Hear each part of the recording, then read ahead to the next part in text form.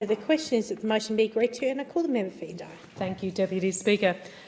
I'm proud to second this motion today, which celebrates that this week is Youth Voice in Parliament Week. Organised by the national campaign Raise Our Voice Australia, young voters and voters-to-be across Australia have written speeches to respond to the prompt, "What change would make Australia a better place for future generations?" I've been involved with this campaign for 3 years, and I'm constantly inspired by what these young people have got to say. I was delighted to meet the founder of Raise Our Voice Australia, Ashley Streeter-Jones, on Thursday night at the Pathways to Politics program in Melbourne. As part of this campaign this year, 22-year-old Jye McBurnie from Wodonga in my electorate of Indi has written a speech that addresses the scourge of family and domestic violence. I'm proud to raise Jye's voice in Parliament today, and this is what he says. On average, whilst this speech is read, an Australian police officer is dealing with a victim of domestic and family violence.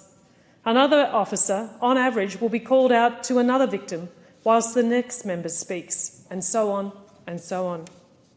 An issue that doesn't discriminate against age, sex, religion or socio-economic group.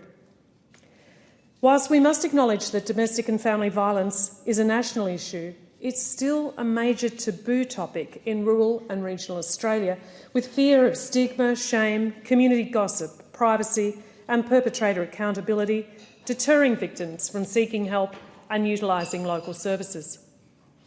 Wodonga has seen a 17.2% increase in reported family violence since 2022, according to the Crime Statistics Victoria report.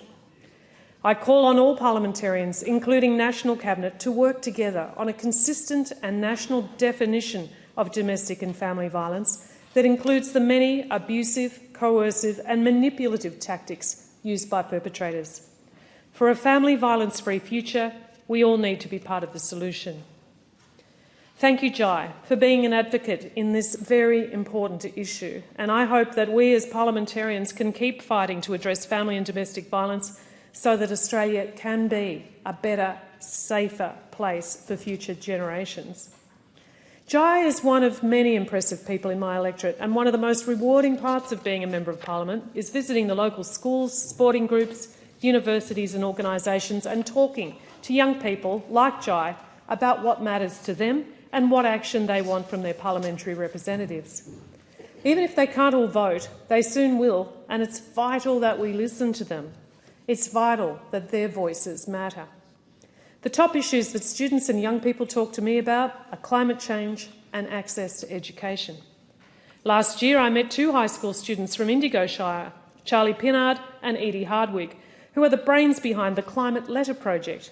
They visit primary schools to talk about climate change and encourage younger students to write to the Prime Minister and ministers, urging them to take action to reduce carbon emissions. These 2 young people blew me away. Charlie and Edie are leading the way with their positive and inspiring message of hope and action.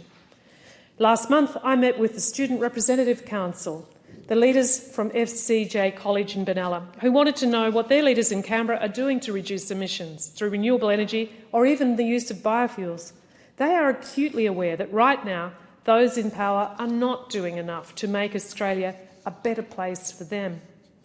And just last week, I met with another impressive young person from Victoria called Anjali Sharma, who's part of a group of young people advocating for political leaders to act and safeguard the futures of younger generations from drastic climate change impacts.